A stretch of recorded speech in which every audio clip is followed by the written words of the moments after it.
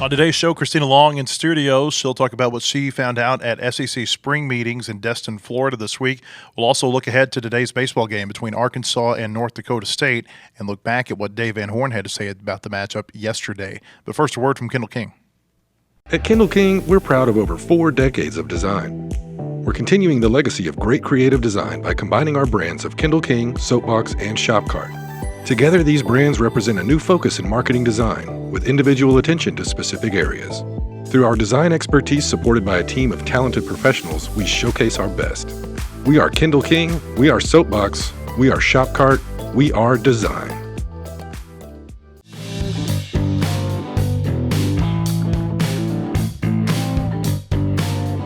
Christina Long back here, all tanned from her trip to Destin, Florida over the earlier this week. Second year in a row, we've sent her down to SEC spring meetings. What's the big takeaway that came out of these meetings this week? I know there was a lot of playoff talk. There was a lot of 8-9 game schedule, which I guess that's still unresolved for like the 17th consecutive SEC spring meeting. But what's the big takeaway that you had? Yeah, I mean, what's so funny about these meetings is, especially this year, we kind of went in and there were all these stories and everybody was kind of talking about like, this is a really consequential year of meetings. Like there's so many big things that are getting talked about. And then after about a day, you kind of started to realize like, they're not gonna decide anything. They're at an impasse. They just are. And the big thing was the 8 or 9 games, and where it's so complicated is because they want to wait to see how the playoff structure is gonna go. But they also have not committed to what playoff structure they prefer in terms of if it goes to 16 teams, whether they would prefer the 4 automatic qualifiers for them in the Big Ten, or whether they prefer the 5+11 model. The SEC has not fully thrown its weight behind one of those things. It kind of seemed like they were leaning toward the 4 automatic qualifier thing, and I think that's something that ADs, presidents, and I think Commissioner Sankey tend to prefer. But one thing Commissioner Sankey said when he spoke to us after one of the days of meetings was the coaches see it as why not do 5+11? Like what's wrong with that? As in 5 automatic bids for the the top conference champions and then 11 at large bids. And so it kind of seems like maybe they're leaning more that direction, but they really didn't kind of reach a conclusion. And everybody's kind of just waiting on the SEC because they're really the only ones that haven't committed to the option they prefer. And then whatever option the playoff ends up doing is going to dictate whether they go to 8 or 9 games. The coaches want as many teams as possible to get in the playoff. Yeah. That's what their focus is. The people above them, the ADs, their focus is more on money. Yes. And, how do we increase our revenue through our TV partnerships? If you go to this 4 automatic bid deal, basically what you're going to have is you're going to have the FCC championship game, and that same day you're going to have the 3 and the 6 teams in the SEC playing and the 4 and the 5 playing, and those are going to be like play-in games to the playoff. And then all of a sudden you can take that to the market, and ESPN may pony up another $100 million a year. I don't know. I suspect it would be a very big number just based on a very old evaluation of what the SEC championship game was worth. So I think that would be a very big thing for them to take to the market. I know they want to go to 9 games because it's going to, again, you take that to market and it's like, hey, we don't have any – we're eliminating a week of bad football matchups and giving you a week of brand names playing more brand names. And so there's no doubt in my mind that that's what the leadership is ultimately going to come to. Now, I don't know if that's going to happen this year. I don't know if they're going to have to kick this can down the road for another year or 2 or 3 before they come to that conclusion, but eventually money always wins out. And so that's what's going to happen here. I told you the other day, it reminds me of baseball. The baseball coaches a year or 2 ago, they unanimously said, we don't want to get rid of divisions. And what happened? The ADs voted to get rid of divisions. However many ADs voted against that or for that proposal to eliminate the divisions, they voted against their coaches' wishes. And that's what's going to happen in football. Again, it may not be this year, may not be next year, but eventually that's what they're going to do because the coaches are looking at this from what helps my team get into the playoff. The other people in the room, the decision makers, the ADs, the presidents, chancellors, whoever, they look at this from how does this help us as a whole? How does this help us raise, another $5-10 million a year to put into the annual budget? And so that's what's going to win out eventually, because that's what always wins out. Right. And it's funny that I meant to text you this after we discussed the kind of baseball connection you made. During Sankey's kind of final address at the end of all the meetings and all the business that they did, somebody, I think it might have been Ross Dellinger, I don't remember exactly who asked, with the CFP discussion, how would you describe the coach's influence on a decision? And Greg said, like everything, they provide input. Mm-hmm. They can say whatever they want. Mm-hmm. They don't actually get to decide anything. Well, because, let's be honest. How long are they going to be at the schools where they are? You don't know. Not everybody's Kirby Smart where you've got a job for life. Right. You got more people who are going to be, there for 4 or 5 years, and then they're going to be gone. The ADs who are in charge, they're going to be at the schools for longer on average than the head coaches are. And again, the ADs are looking out for more than just football. Football is what pays the bills. I get that. And that's what, drives the revenue.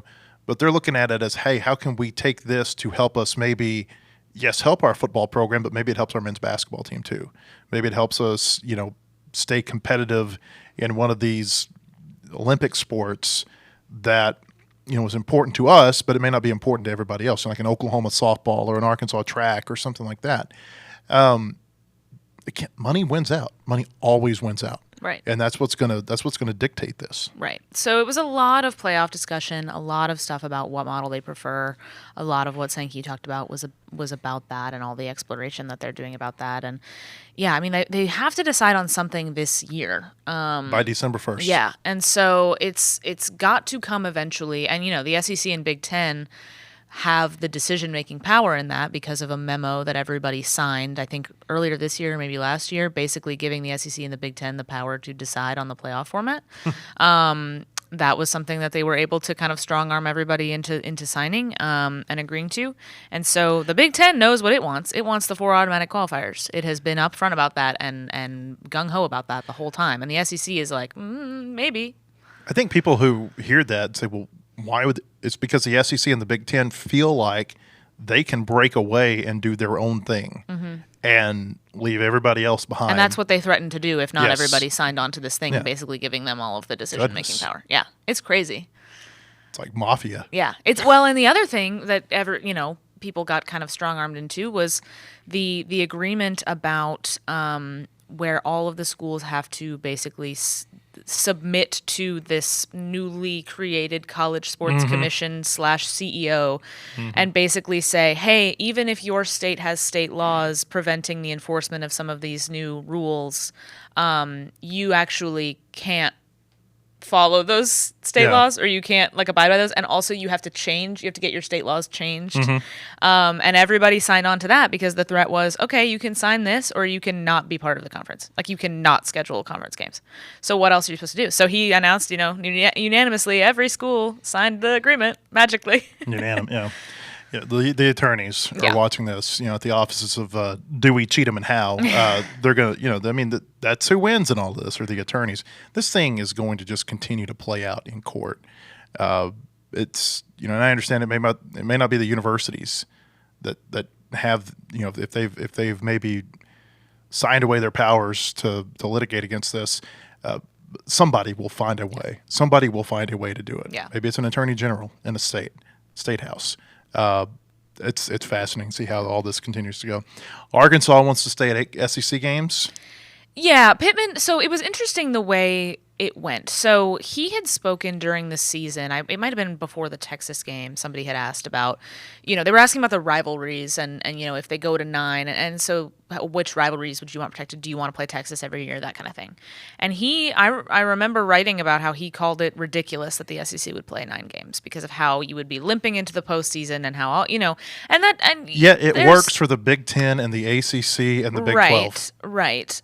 But he is not quite so hard on the 9-game schedule anymore. He basically said, he was like, I prefer 8. I still think he basically, his argument is, if it ain't broke, and it's not, and the SEC is doing fine postseason wise with 8 games, so why change it? But he also said, he was like, obviously, if you play another game, you get a lot more money, and we all need more money, and more money would be great. So he's not as hard on the like it would be absurd. Let's not do it. He understands why 9 games is probable, but I think in his mind, and Hunter Yurachek said kind of the same thing. He was like, "It's 8 games works, but like if we need 9, okay." I don't think I don't think they're really gonna fight and die on that hill. I think they're open to 9, but I think if they were given the choice, they're fine with 8. They're going to go 9. Yeah. I mean, eventually. Eventually. Maybe this year? Yeah. Or, I mean, not this upcoming Right, for season. the season after, yeah. But they've got to get this figured out because I think they've got to get their football schedule for 26 figured out, by September or October. Mm-hmm. And so they've got to come to some. Right. Remember Greg Sankey saying a couple of years ago at the spring meetings, he said, we're kind of like an airplane that's circling the airport. Mm-hmm. We got to figure out a way to land this plane. Mm-hmm. And yet here they are still a couple circling. Of years. Yep. It's like land the plane already.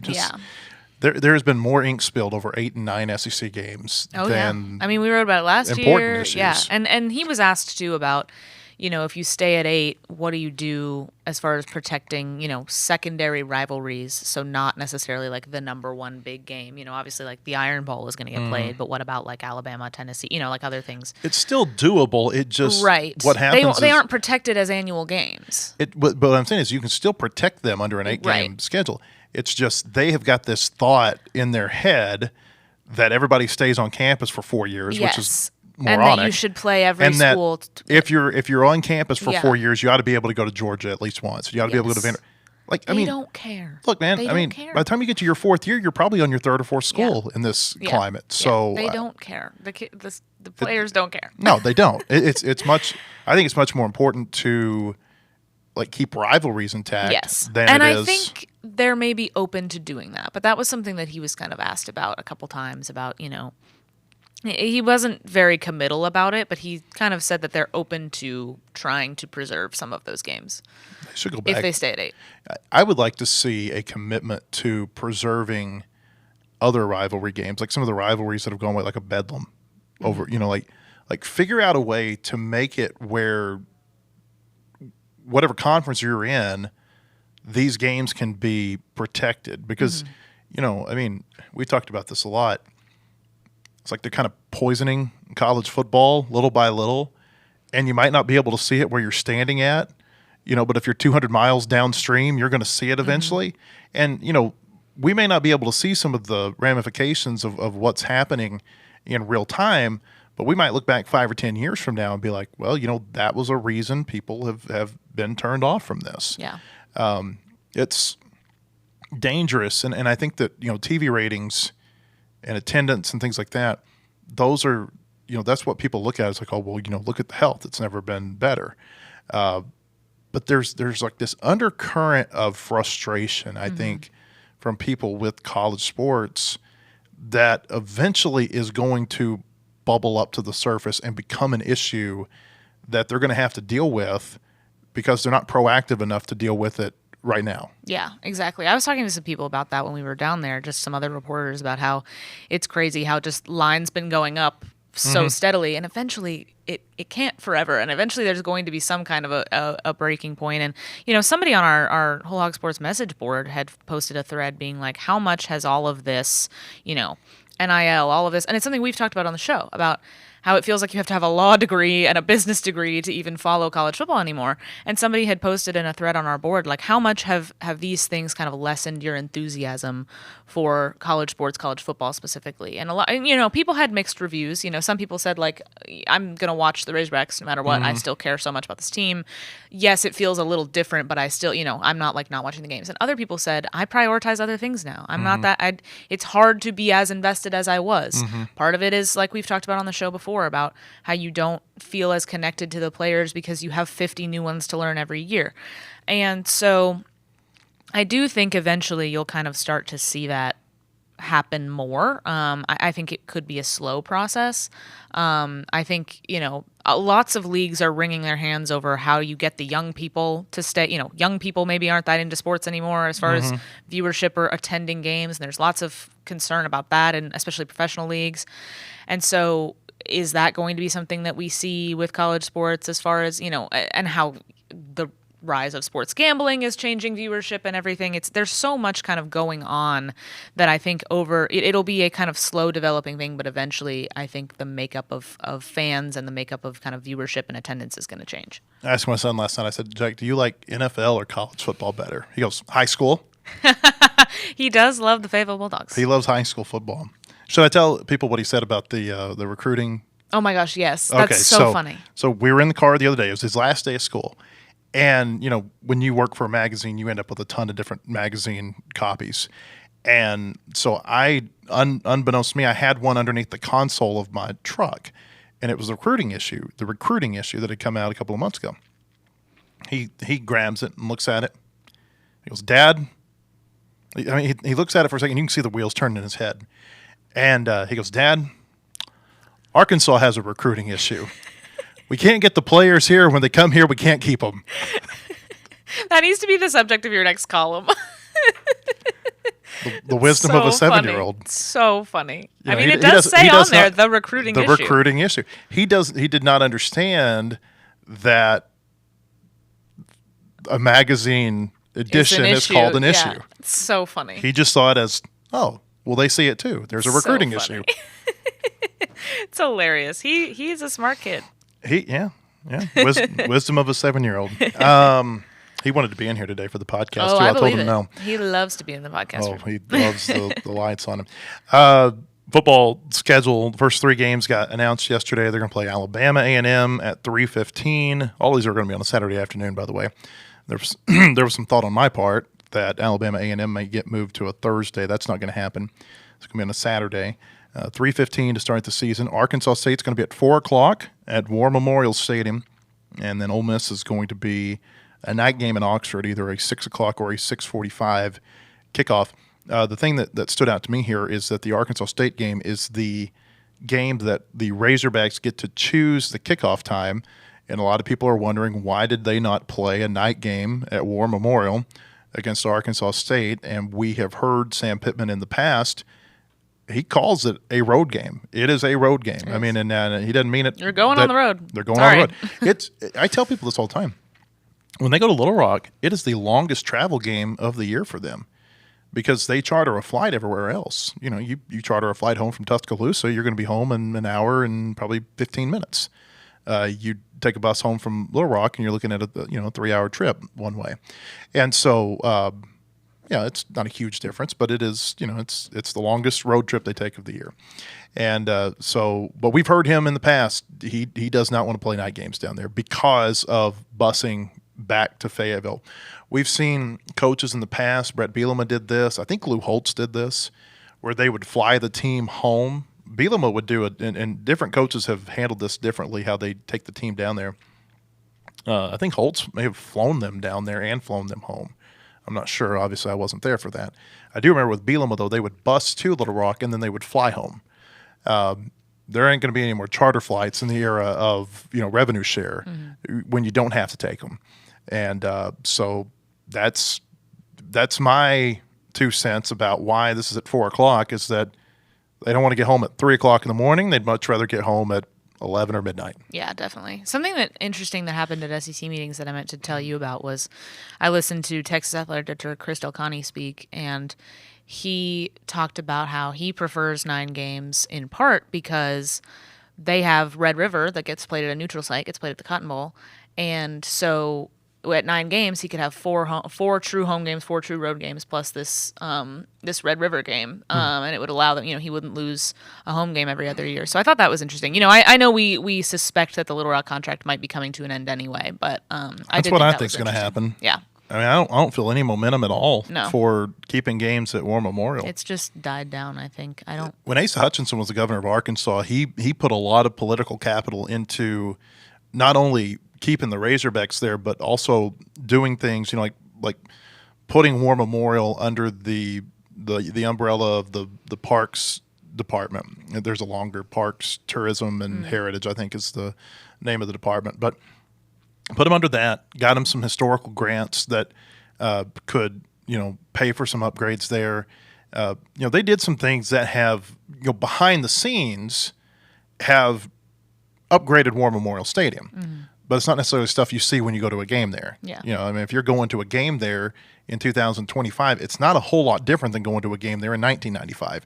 And I'm just talking about, you know, sitting in the bowl on the bleachers, those types of things. I think the video board has been changed and, you know, some things like that. But the game day experience of Little Rock right now is not a whole lot different than it is if you are a game goer. Now, if you're a team or a referee or, you know, an official for the game, the locker room issue, you know, you don't have any more of the Marcus Spears talking about rats and sewage on the floor. You've heard this story? I don't know if I have. Go Google that about Marcus. Okay. I think it was Marcus Spears talking about his War Memorial Stadium. Oh, boy. He said that he said the players all made sure to keep their socks on when they were walking around the visitor locker room there. Gross. But no, I don't feel any. I don't feel under this, you know, the leadership that's in place, whether it be state or university or whatever. I just don't feel a real big push to keep games at War Memorial like I felt the last time that the contract came up 7 years ago. Yeah, I don't think there is. I think a lot of people, what's so interesting, and I feel like we've talked about this on the show before, maybe last time when they played in Little Rock, and it was, I feel like another thing that points to how much money is the focus of everything in especially college football now. I think so many people have come around, fan-wise, have come around to, well, we just need to get as much money as we can out of these games, and Little Rock is costing us a bunch of money, and we need all that money. And I think that's what's really turned the tide, which is so interesting because, as we've talked about, so much of the money, business, legal discussion is trickling down to fans and how fans view their own departments and how their athletic departments are run. And I think now people see it as, you know, kind of the money pit that it is, or not the money pit, but that they're not maximizing how much money they could be getting out of a game by playing in Little Rock. And people are like, we need to be doing everything we can to get as much money as we can so that we can compete, which is usually the concern of administrators, not the concern of fans. And and I'm not saying Arkansas fans are bad for that. I'm saying it's interesting how fandom nationwide has changed to accommodate these kinds of business discussions. Mm-hmm. This was Marcus Spears' quote, by the way. I looked it up. He said, quote, "I don't require much. I'm pretty tough. But what I do ask is the room I'm in not be infested." He went on to say that it was a, quote, Saw-like experience, talking about the movie. He said, "I'm not talking about roaches or bugs, though they were probably there behind the walls. I'm talking about nastiness like germs and disease. Man, I wore my socks in the shower after those games just so my bare feet wouldn't touch that Oh, tile." my God. That's Now, the so visitor gross. locker room this was part of an ESPN story about how teams kind of have a tendency to psych out or gross out the visiting, you know, team, like the Iowa pink bathrooms, or pink, total locker rooms pink, right? I mean, like the toilets and the showers and everything are pink. That was Marcus Spears on the old visitor locker room. They have taken great lengths to make it to where War Memorial's not like that anymore. You're not going to get the Black Plague from... Because the thing is, think about this. State championship games are played there too. It's not just the LSU Tigers that go into that locker room. It might be the Bryant Hornets. That's very and true. so it's you know, a lot of these things behind the scenes at War Memorial have gotten better, even if the overall game day experience is not a whole lot different than it used to be. When we come back, we're going to talk about Razorback baseball. You may be hearing this after Razorbacks have played North Dakota State today, but we'll tell you about what Dave Van Horn had to say yesterday about this matchup today and much more. But first, a word from Kendall King. At Kendall King, we're proud of over 4 decades of design. We're continuing the legacy of great creative design by combining our brands of Kendall King, Soapbox, and Shopcart. Together, these brands represent a new focus in marketing design with individual attention to specific areas. Through our design expertise supported by a team of talented professionals, we showcase our best. We are Kendall King, we are Soapbox, we are Shopcart, we are design.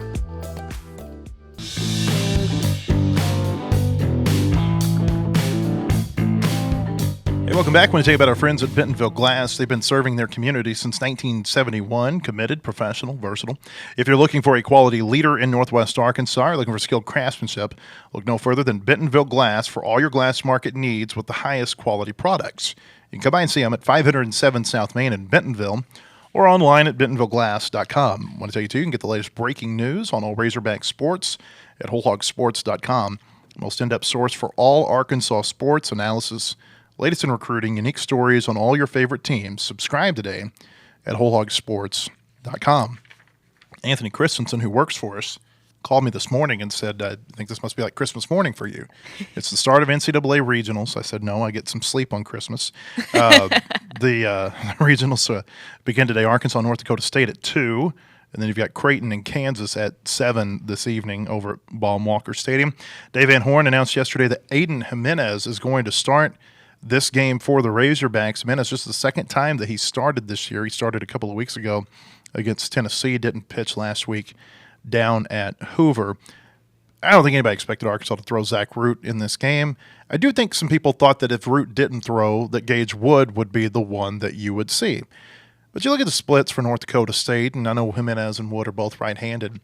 They're a team that, they're just not real offensive, period. I mean, there's just not a lot of offensive firepower to this team. So I've said this a couple of times this week, whether it be on this show or some other radio shows that I've done. I feel like you can approach this game differently than you can maybe with some other regional openers that you have for a couple of reasons. Number one, I think Arkansas's bullpen is really deep. I don't think you've got to have that traditional, starter in this game. I think you can ask Aiden Jimenez to go out maybe and pitch 4 innings for you, and then turn it over to somebody else. And maybe by the time they come into the game, this offense has given you a big lead. I don't know. Remember like what happened with SEMO last year? We thought that was going to be the case with SEMO. They threw Mason Molina in that game, and Arkansas got up to an 8-0 lead. And then all of a sudden it collapsed. Yeah. Arkansas won the game going away, but I don't think they were able to pitch that game the way they wanted to. And I think the hope today is that with the numbers being what they are for North Dakota State, whether it be offensively, defensively, pitching, and the numbers being what they are for the Razorbacks, that they can approach this game a little bit differently and still be set up well for the next 2 days. Yeah, this game is somewhat of a surprise, not a total shock. But Coach Van Horn said that it was their plan all along to start him, and that they knew that, and they've been preparing for that since, basically SEC tournament time, I would guess. So I think you're right that they can approach it a little differently. I mean, this is a 20-32 team. Like when they from a weak conference. Yes, when they were announcing the bracket and their record popped up, we were like, they're 20-32.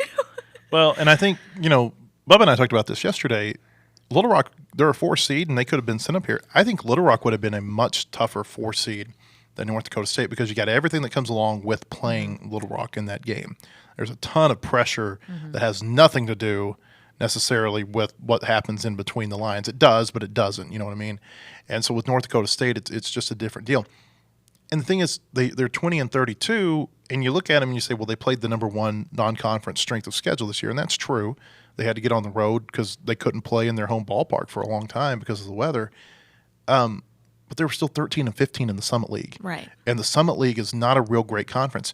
And, you take away even the 2 best teams in that conference this year, which were St. Thomas and ORU, and they were still 8-8 in the Summit League. And so it's not a real strong team. Now, doesn't mean they can't have a great day today and shock the world. I just don't see it happening. Yeah. How much do you feel like they need to get out of Jimenez as far as innings-wise? How far do you think they need to see him go? I think if you can get him, the thing is he hasn't gone more than 4 this year. I think you're right. I think like 3 1/3, maybe the most he's gone. I think if you can get him through 4 innings, you probably feel pretty good about what you've done. And, maybe if you can get him through 4 innings and he's got a nice little cushion, maybe you stretch him and say, can you give us 5? So, I think if you can get 4 innings out of him today, you've accomplished probably what you set out to accomplish. Yeah. Shoot the moon, 6, 7, obviously, but I think a 4-inning start from him today would be satisfiable. So then who do you bring in to follow him up? That depends on what the score is at that time. Yeah, and it's interesting because there's a 27-man roster for the NCAA tournament as opposed to a 30-man roster for SEC weekend. So maybe some of the pitchers that you would see in these types of games during the regular season, you don't see them today. And that's always one of the deals that coaches have to deal with when they set these rosters is once you set the roster for the weekend, that's your roster of available players. It doesn't matter if you have a pitcher sitting up in the stands. You can't go get him if you have another one who goes down. And so there's a lot of thought and strategy and what-if scenarios that go through their minds when they're putting this together. Hey, do I have a position player who might be able to go out and pitch an inning. I don't know, and I don't know if Arkansas's got that this year. Wow, we going to I guess see Cahillo on the mound? Yeah. Is it Cahillo or is it Cuello? Because I have think started it's Cahillo. hearing. Having interviewed their father, I think it's Cahillo. Okay. It's not Cuello. I don't know where Cuello I've came started from. hearing on TV Cuello. I'm going to go back and look at the interview I did with Jamie before the season. We've got to get to the bottom of this. Sure it's hey, did you Cahillo. get photographer slipped in on Feinbaum the other day? No, I forgot because I was on there for 30 seconds. That was so crazy. Yeah. It's just, Ball, you see that photographer down there taking pictures of the family by the... Should have done it. I meant to. I don't know where we were going with this, so we'll play a soundbite. Cahillo could pitch. Yeah, Cahillo could pitch. Cuello pitch, though. Cahillo. Dave Van Horn, yesterday, he talked about the decision to pitch Aiden Jimenez in this game. That was our game plan all along. And, he didn't throw in Hoover, which was okay. Got a chance to get some more rest, Strike thrower. Tough. You got to know him. I know they're going to hit about 7 lefties in their lineup. It's not a lot of power. It's guys that hit the ball through the middle the other way and trying to win the regional. Bottom line, he's a good pitcher. I mean, think about it. He's the guy we give him the ball to when the game's on the line everywhere. 6th, 7th inning, Friday night, Baton Rouge, whatever. He's been one of Arkansas's best pitchers this year. He went I think 11 innings in the SEC before he gave up his first run this year. I think that was his 4th outing of the year in conference play, which tells you that there's some length in in those outings that he's given you. So he pitched great at Vanderbilt. Didn't have a great weekend against LSU. Obviously, he had the tough start against Tennessee. One of the things Dave Van Horn said yesterday, and I agree with, is that the other lineup had something to do with that. I mean, who had a good weekend against Tennessee? Right. Nobody. Right. Except Will McIntyre. He was awesome at the very end. That's great. I think Tennessee had run out of hits. It's like they put quarters in the box, and it's like, okay, you're out of money. You're out of hits. That was a tough weekend for everybody. But Jimenez, I'm interested to see how this is going to go, obviously. I could see it going bad, but I could also see it going really well. Yeah, I just think, to your point about this lineup that they're facing, it's different than a lot of the other 4 seeds that they could. I think they kind of got, this is a good draw for them as far as setting them up well for pitching wise for the weekend, because I just don't think, even if he's off, I don't know how much North Dakota State can kind of capitalize on that. That's a good segue to our next soundbite. Dave Van Horn was asked yesterday about how his pitching and his bullpen sets up for this week, and this is what he had to say. We have enough. Our bullpen's done a great job all year. If you look at the numbers, we're like any team in the country. If you get to a situation where you got to get to Monday, everybody starts to thin out. But for the most part, everybody's got 3 starters and a bullpen, and you hope you play well. Hope you field the ball well. You don't make your starting pitcher throw more pitches than they need to. The perfect world, you score runs, but you never know how it's going to go, and we've been talking about that all week, and you just got to go play. You can dive into the other team as much as you want and dissect it. Bottom line, we need to play good. If we do what we do, we'll have a chance to win. If we don't, we won't. North Dakota State's going to throw Nolan Johnson today. He is the Summit League Pitcher of the Year, a 4.14 ERA, a 1.19 WHIP. Record not great. I think that may be more a byproduct of some of the pieces around him, more so than himself. He threw 176 pitches at the Summit League tournament last week. And I really wonder, what kind of shape is his arm going to be in? We heard Patrick Ebert talk about him earlier this week. He's not a real hard thrower. Those types of pitchers, they can recycle a little bit quicker. But I wonder what kind of shape his arm's going to be in, because that is a lot of pitches in a short amount of time. And then he's turning around and starting on shorter rest from a Saturday to a Friday. Yeah, I was shocked when I read that in your story from the other day about how much he had thrown, and Dave Van Horn being like, hey, that tells you a lot about this guy, that he's going to just kind of do what he needs to do for them to win, if he's a guy that they really rely on. The whole thing is they had to throw him like that if they wanted to get to this point in the first place. You can't save your pitching to get to a tournament that you might not get to otherwise. Yeah, exactly. So I think that'll be something to watch for sure. Is how tired out he is. But I mean, I don't know what his kind of velo stats are. But if you say he's not a really hard thrower, I think it's like 88, like a fastball, yeah. like upper 80s fastball. It's not real strong. Arkansas has done pretty good with left-handers this year. Obviously he doesn't have the velocity of a Liam Doyle or a Cade Anderson. I thought obviously they hit Doyle well. I thought they played Anderson pretty well. They got his pitch count up pretty early in that game. Dylan Volantis at Texas, another All-American. I thought they hit him, real well. Obviously, it was the worst season or the worst outing that he's had this year. So they've had some success against left-handers, and I wonder how much of the decision to not pitch what we would consider their one or two is influenced by the fact that offensively they've had a lot of success against pitchers like this guy they're going to see today. I'm sure that's a factor, and I'm sure that's something that they think about when they're kind of planning all of this. Because, like I said, I don't think even if they don't get a great start today, I don't know how much advantage, how many runs they'll be able to put up anyway. North Dakota State, that is. So I just think that you trust your offense to be able to put up enough to, even if it goes poorly again with your not one or two guy, you can make up for it. A lot of the questions yesterday centered around Arkansas not winning the regional the last 2 years, and you could tell after the players were asked about it in multiple different ways.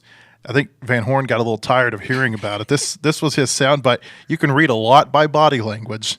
Have a listen to what he had to say. It's really just been the last couple of years, and bottom line, I mean, it's a fact. This team's a lot better than last year's team and the year before. We're better. So there you go. We're better. Yeah, we're better.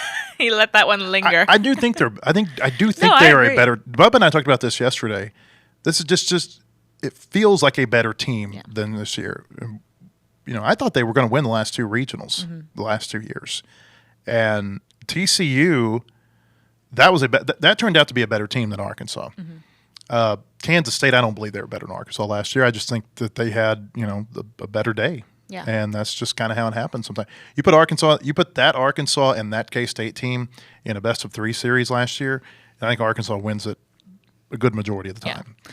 I mean, I think it's totally fair to ask the question, and it's something that's on every fan's mind about not being able to get out of a regional in recent years. But at the same time, I do think he's right that this team is better. But I don't know. I mean, you've seen the anxiety doesn't necessarily go away. You've seen very good teams, even though this team we think has it a little bit better than those. We've seen very good Arkansas teams not get out. So the thing that stands out to me about this team is just think about how they have beaten good teams on this field.